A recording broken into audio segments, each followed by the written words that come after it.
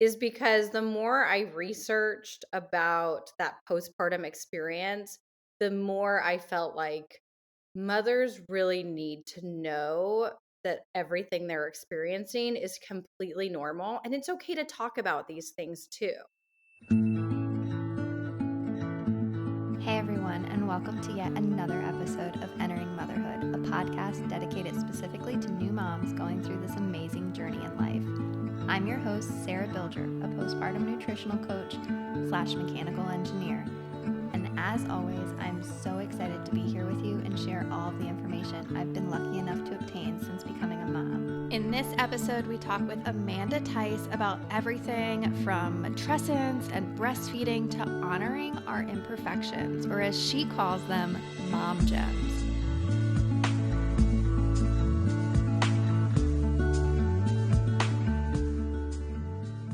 Before this episode begins, I just want to say thank you so much for listening and supporting the podcast. I also want to let you know about one of our official affiliates of the podcast, which is the Made for Mama shop. This shop was started by a mom named Mindy, who is just absolutely amazing. She'll be coming on the podcast in a few weeks to share her story and everything, but this shop has adorable mugs with uplifting quotes specifically for mamas. And what I love the most about these mugs is they have the quotes written on both sides. They also have this cute speckled pattern on some of them, which I just absolutely love. The shop just has so many more items for you to check out. Follow the link in the show notes and use the code MOTHERHOOD10 to save 10% off today. And with that, let's get this episode started. Hello and welcome to Entering Motherhood. I am so happy to have you here today and get this conversation started. So how about you go ahead and introduce yourself for our listeners? Hi, I thank you so much for having me. First of all, I am Amanda Tice and I am a curve model, and I've been a curve model for the last 13 years. But I am also the author of The New Mom Code: Shatter Expectations and Crush It at Motherhood. I'm really excited about this book because it's all about talking about those taboo topics that moms are afraid to discuss. So that's me. I love it. Yes. And, I have been reading your book and very much enjoying it. And I think, us busy moms and like not having a lot of time, it has been so easy to just cruise through because I'm like, yes, yes, okay. And all the little prompts at the end and the things like to do and all your advice, I think like that's so helpful because I think a lot of the times we hear kind of, oh, like I'm having this problem, I'm having that problem, but we don't kind of get things to implement how to help. Like it's not like that next step, like, okay, yeah, I feel that way too, but now what? Like, what do I do? So I think like that has been super helpful to kind of have like, hey, here's my story, here's what was going on. And then like this was an activity that I did or something that, I wrote about, like journaled about to really help through that stage. So, what was that process like? Like, what was, first off, what was your journey like entering motherhood?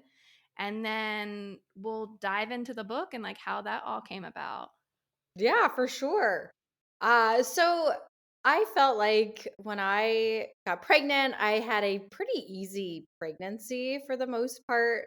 I was very excited. I was using all the apps, I was reading all the books, I was talking to all my friends, and then the baby came.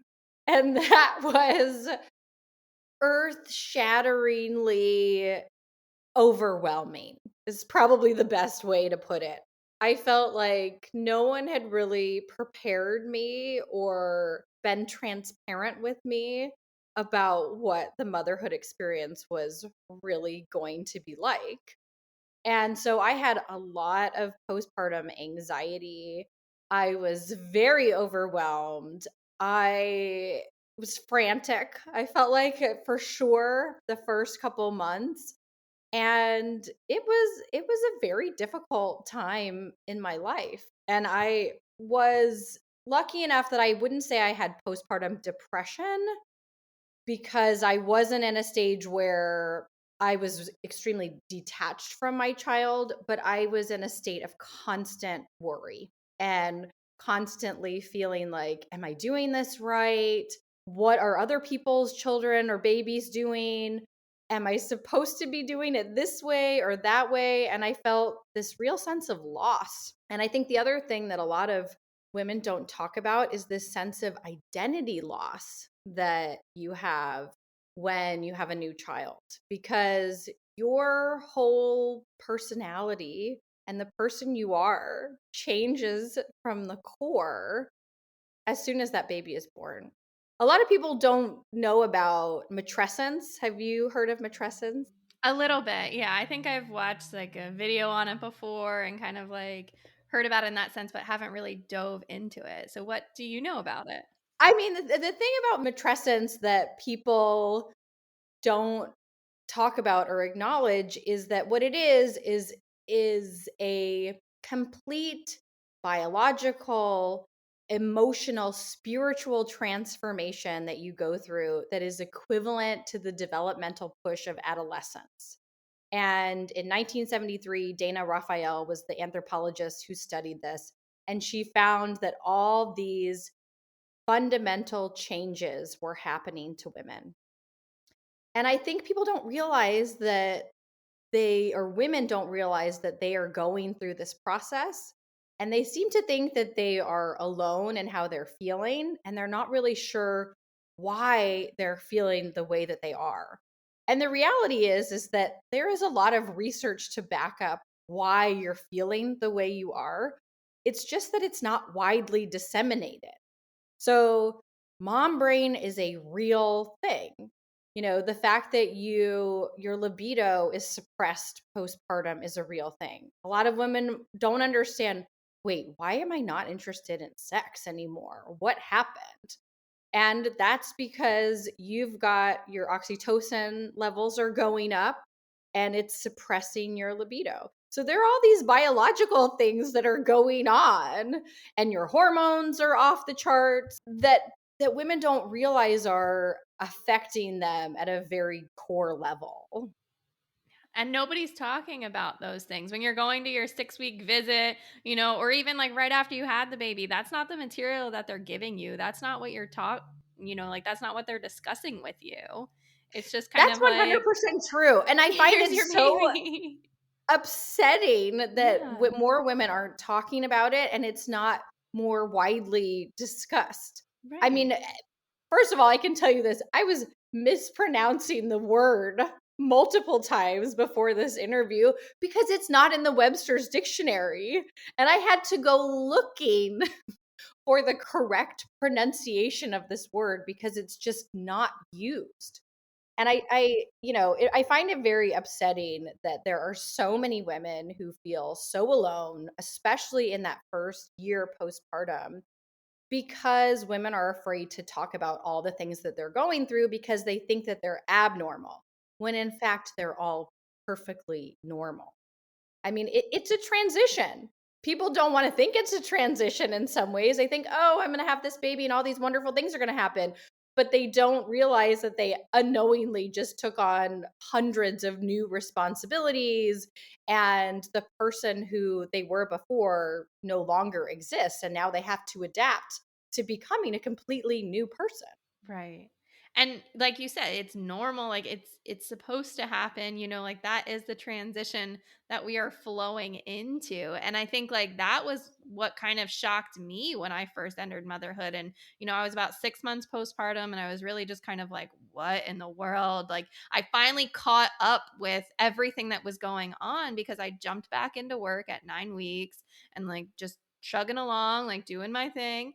And I was just like, wait, like, why do I feel this way? Like, what have I been doing? Like, your mind just goes blank. And now, again, like, even after everything that I've learned and everything that I've been like going through, I'm in it again. And you think, like, oh, I've done this before. Like, I got this.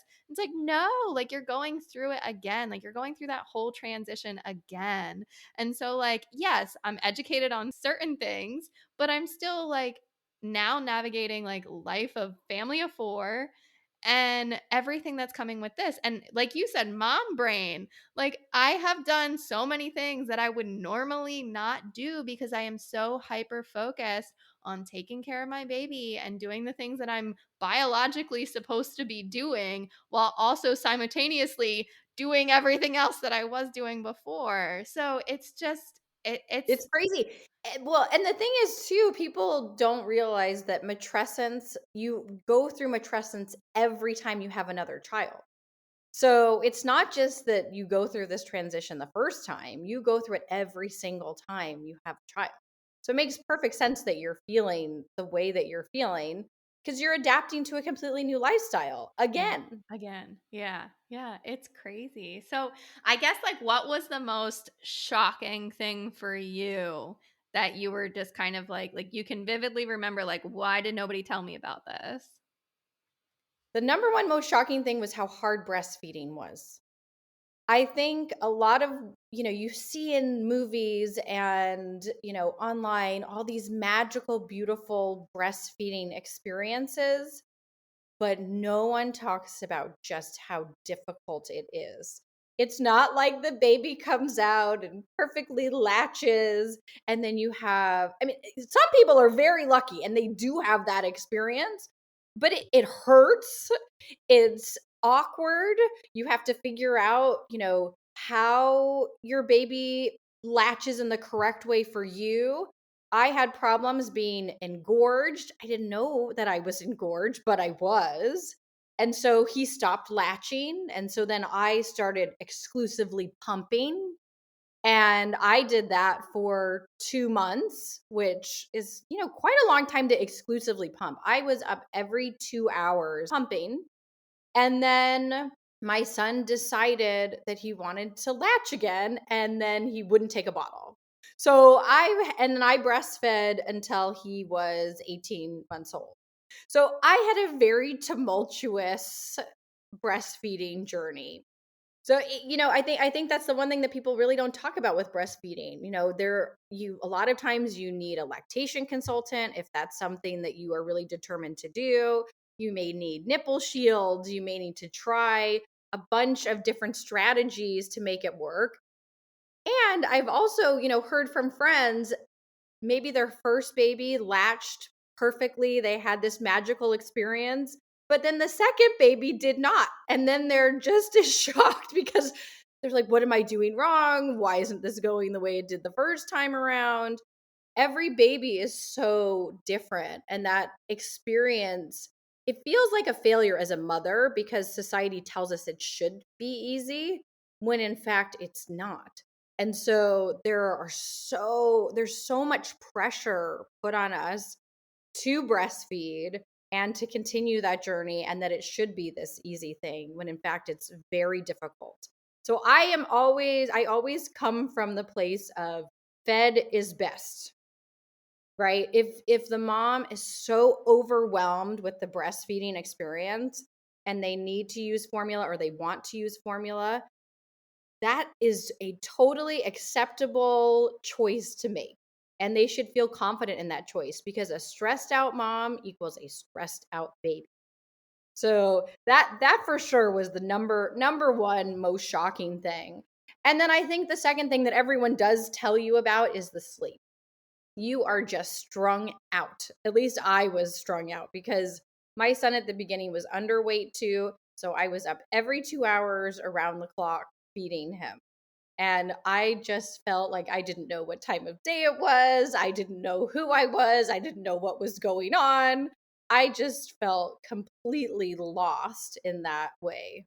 And you also feel kind of like a milking machine. Like your sole purpose is just to feed and bathe and take care of that baby. And that feels very strange at the beginning of the motherhood experience because you go from having your own routine and rhythm to the things that you do as a mom, as a woman, to then becoming a mom where nothing is about you, especially in those first 3 months.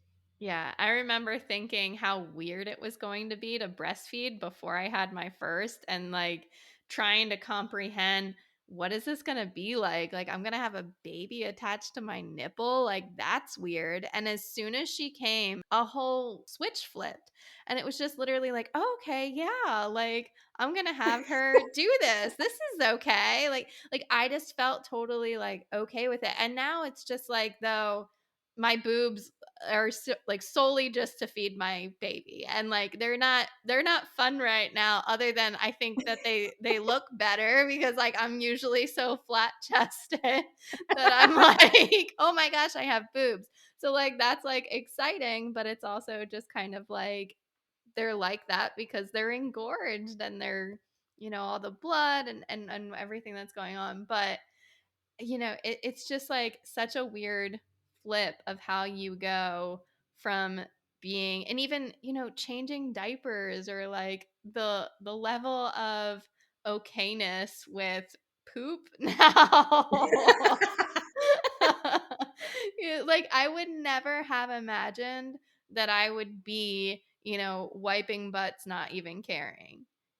Yeah. No, it is a strange transition that you go through as a mother where it's just like, okay, well, this is just part of the process. All of a sudden Right. it becomes so normal to do all Yeah. these things. But let's be real though, the first like week or so, you're just like, what? How is this? This is weird. This is so strange. And this is so hard. And it's happening all day, every day. Right. So I do think it's funny how we just immediately adapt as women and mothers to knowing what we need to do in some ways. Yeah. So, and also like sometimes it is hard. Like you were saying, like with breastfeeding, not everybody like latches perfectly. There's going to be like those difficulties, and we're not having things come easy for us. And so I think just like learning your own way and learning kind of like how to navigate through these things and understanding like we're not alone. I think that's really the important cornerstone of why I wrote this book is because the more I researched about that postpartum experience, the more I felt like mothers really need to know that everything they're experiencing is completely normal and it's okay to talk about these things too. There was a study done, I think it was in the UK, of 2,000 new moms, and something like 72% said they felt alone in the first year postpartum, and 50% said they felt friendless. And I just felt this overwhelming sense of we need to get to a place socially and culturally to where that's not happening. Because back in the day, they always say it takes a village, and it does take a village to raise a child. You need that support as a mom to get through certain humps of motherhood. And it's okay to ask for help, and it's okay to, feel uncomfortable with yourself when you become a new mom and talk about all those things. I think talking about it also just helps to make you feel so much less alone in the experience.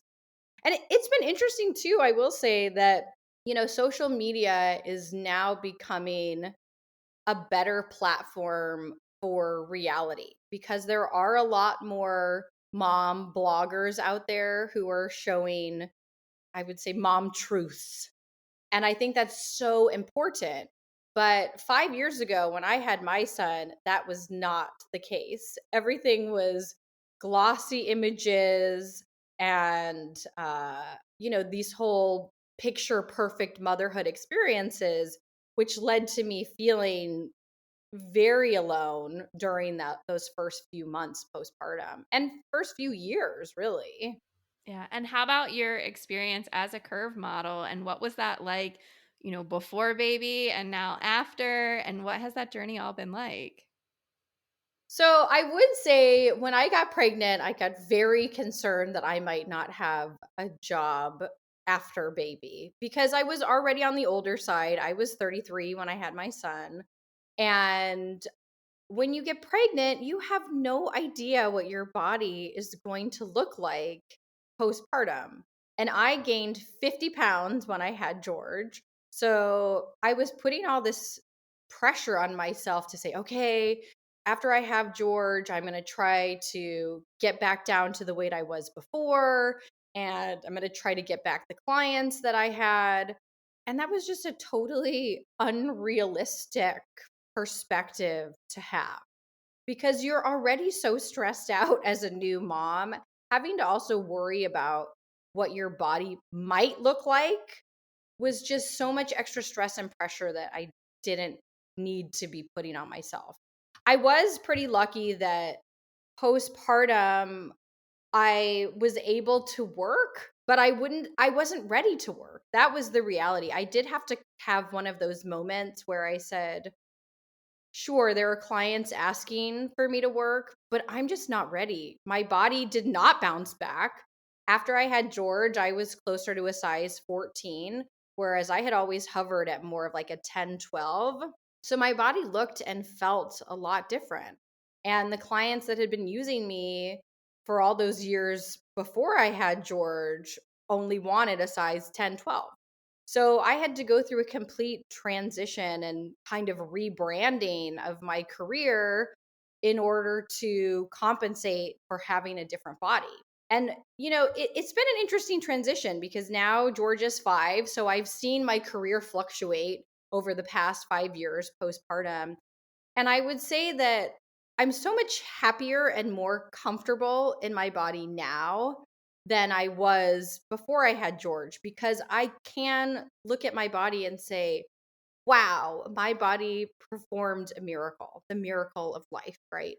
And I can look at my body and say, you know what? Those stretch marks I have, they're actually, I call them my mom gems or my mom jewelry because they're physical representations of strength and resilience. And I think it's so important to look at all of these quote unquote imperfections that you have postpartum and see them as signs of what you've done as a mother to give birth to a child. I think that women need to be so much more gentle with themselves when they realize what their body has gone through in order to give birth, right? I just think it's so important. So yeah, my career has been totally different postpartum. It's been interesting now because I feel like the clients I have are really pushing towards either body positivity and not being so focused on my age, which I think is great too, because I'm 38. I am definitely on the older side for a model. And I think the clients who choose to use me realize that women want to see themselves represented. And if they're looking at a brand, they want to see diversity. They want to see not only size diversity, but racial diversity. And they want to know that that's them. Like they can look and say, oh, that's another mom. Like that's someone that looks like me and I want to buy that product because it feels like it's mine, right? Like it feels like it's an extension of me.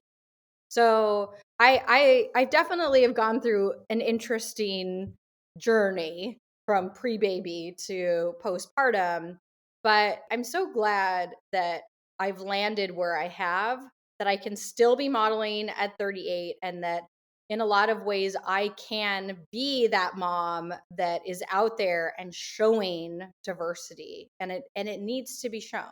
At the end of the day, it just needs to be shown. And I think mothers want to see that. Yeah. Yeah, I couldn't agree more. I love that. And I love that, like we're seeing more of it and it's not always the same consistent look that's occurring. And the people that we're seeing in social media or just like in general and things like that, it's like there's that range. And you're able to, like you said, like see yourself in those people, which is super helpful. But I'm sure, going back to body positivity and everything with that, what was that journey like? And how did you kind of come to that place to really, point out those mom gems and really, you know, find that confidence to embrace them rather than let it kind of get you down? I think that it was me having to become way more aware of the messages that we are constantly absorbing in our everyday lives. And what I came to really understand is that we are told all day long, every day, that we are not good enough. And we are told that because marketers would not have anything to sell if we believed we were, right? So I came to the realization that the only person who gets to affect the way I feel about myself is me. I was tired of this whole I have to form or mold myself to be what society tells me I should be. Because at the end of the day, the only person's opinion who should really matter is my own. And when it came to me modeling and doing jobs, I started taking on this mentality of this is who I am, take it or leave it. If this is not the right fit for your brand, then it's not the right fit for me either. And so I really just had that moment or that epiphany where I said, I need to be gentle and kind with myself. I'm going to go through phases where I'm stressed out and I stress eat. I'm going to go through phases where, I feel really great and I exercise like crazy and maybe I lose weight and eat healthier. But these are all natural transitions that we go through as women and mothers every day. And I decided in my head, I'm not going to let anyone tell me what I should look like, how much I should weigh, what I should look like. I was going to make that choice. And I feel like I just made this conscious choice to say, I'm going to stand in my power. I'm going to look in the mirror and I'm going to be kind to myself. Because at the end of the day, that's really all that matters is that you're kind to yourself. If you can look in the mirror and say, look, I have today my hair looks amazing. You can compliment yourself, right? Or like, hey, I love the way like how big my eyes are, right? If you can actually step back and focus on the things that you love about yourself, it's so much easier to accept yourself because society tells us that we should be picking ourselves apart. We need a bra that makes our boobs perkier. We need, makeup to cover up that, the skin tags that I have from George, right? We don't need all of these things. What we really need is to have a positive inner dialogue with ourselves. And for me, that was a big transitional point in my thoughts once I became a mother. Like, no one can take this away from me. Like, I'm the one who gets to choose how I feel about my body. Yeah. And that reminds me of the part in the book where you were saying, ask your kid like what they think of you and like listen to what they're saying, and they're not seeing all these imperfections and things like that. Like they're loving you for you and the interactions that you have and the way that they're like you're making them feel. And my daughter's not quite 3, so I was like reading through that exercise. It was like like 0 to 3 and then 3 and up, but like both my kids are little. But like I think that's like so important to kind of put that into perspective and say, it doesn't matter what all these people think. Like I'm focusing on my family unit and, how am I loving them? How am I treating them? And, they don't see those imperfections. They don't. And the thing is, the things that you often think of as quote unquote imperfections are actually sometimes the things they love most. Like my son loves to grab my rolls. He will literally tell me, "Mommy, I love your fat." Like he will literally say this to me. And I have to in those moments instead of being like, "Ugh," I have to say, you know what, for him, my fat is actually very comforting to him. It feels like home to him, right? And that's beautiful because just by having those rolls or having those curves, it provides him with some sense of safety and comfort, right? So, yes, your children for sure can be wonderful reflectors to change that inner narrative you have about yourself and your body because they will tell you how it is. Let me tell you, there's no filter on a child. They will tell you exactly how it is. Yeah. What has been one of your favorite things about being a mom? Oh, that is actually a really hard question. The best thing about being a mom is just the overwhelming love that you feel for that child. You have this ability to see the world from a completely new perspective, and things that you may have loved as a child, you get to relive again through your children. And I think that's such a gift because it reignites the fire or passion, I feel like, within yourself. You get to go back to feeling those childlike feelings that maybe you hadn't felt in a really long time. So I think that's one of the greatest things about being a mom. And then you also, the other thing I really enjoy about being a mom is you get this ability to shape another human life. You get to see someone that you created grow and have their own little personalities and their own things that make them unique. And it's fascinating to watch, but also you just feel so proud that you that you made this person who is really their own. Yeah. Do you have any like specific thing that you did as a child that now you do with George? Ooh, I honestly, so I hadn't ridden a bike in a very long time. And honestly, I don't love riding bikes. However, since he's really into it, I've gotten back into riding my bike with him. And I just love how much it lights him up. And now I've gotten into this routine of going for bike rides with him almost at least once a week. And I also bought myself an adult scooter. So I look ridiculous because I'm like flying down the hill on my scooter laughing like I'm 5 years old. But I've loved that getting outside and really doing those activities I did as a kid that a lot of times you just stop doing when you get to be, in your 30s. You're not like, "Oh, hey, I'm going to go for a scooter ride, honey. I'll be back." Like when you don't have a kid, it feels very odd. Yeah. But now it's just such a normal part of life that I really enjoy. Yeah, like they're giving you that excuse to go out and do those things that you wish you could do if it was acceptable, but Yeah, no, for sure. The other thing that my husband always makes fun of me about is every time there's a petting zoo, I'm like, "Sign me up. I wanna go in and I wanna go." And I think half the time I may be more excited than my son.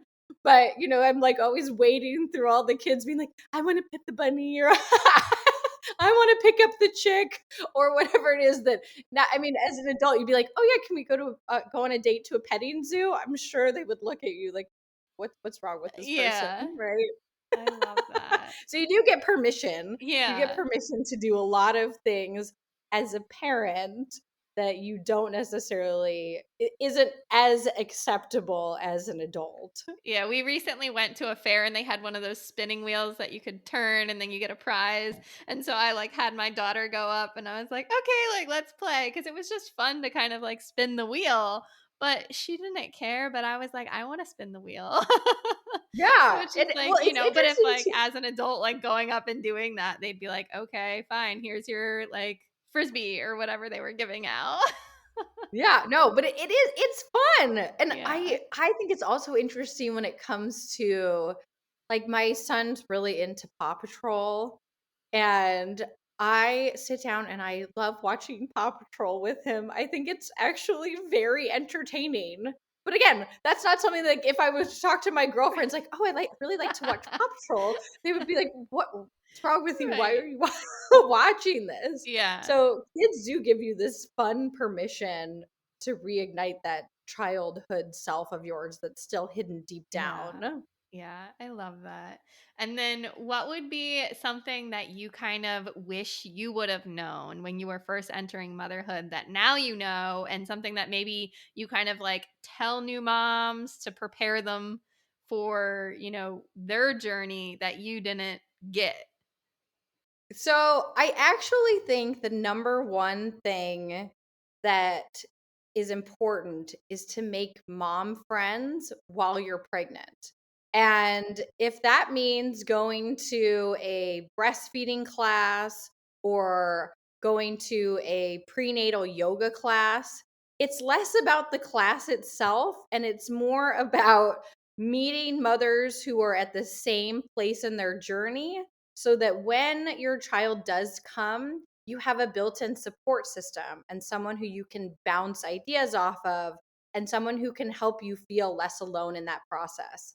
Because for me, I honestly met my best friend in a prenatal yoga class when we were, I think, 32 weeks pregnant about. She was 2 weeks ahead of me.